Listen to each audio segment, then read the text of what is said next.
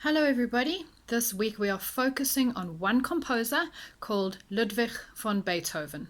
You'll remember one of the songs we played last week while learning our CC orchestra work was by the guy called Beethoven. It was called Symphony Number 5, a very long piece of music, but guess what?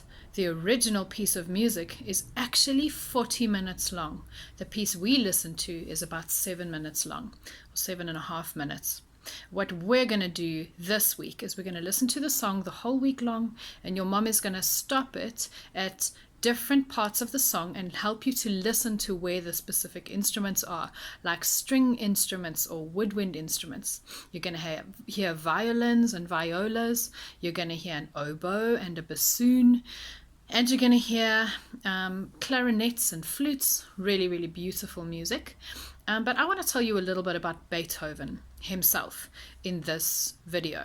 What I'd love to tell you is he lived from 1770 to 1827, which is only 57 years old. If you ask your mom and dad, that's not very old.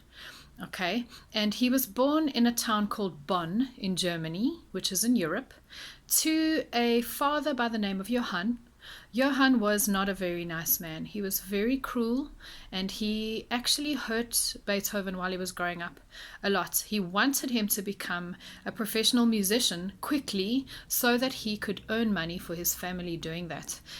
Because Johann was also a court musician. He played music to earn money, but he didn't earn a lot of money, and he tried to get his son, who was actually very talented, to become what we call the breadwinner, the person who earns the most money for the family.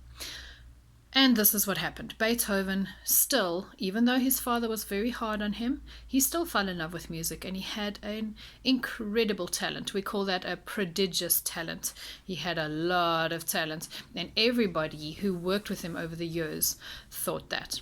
So there were a few things you need to know about Symphony Number 5. It is probably the most well-known piece of music to most people. Most people will have heard of it all over the planet.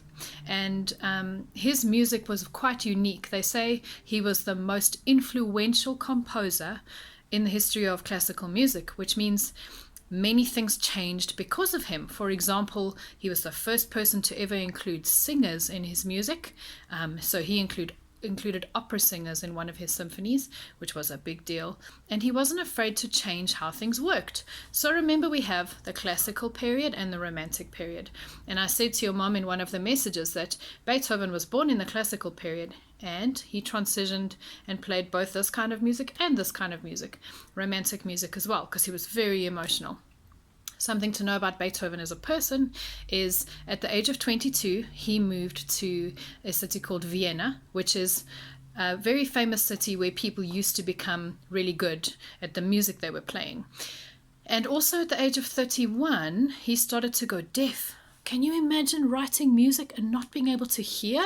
But he still wrote beautiful music, and if you listened to it, you would never know that some of them were actually written by someone who can't hear. It's pretty amazing, hey? He did play piano himself and many other instruments, and also he trained or was tutored by some of the most incredible musicians ever, a guy called Mozart and a guy called Handel.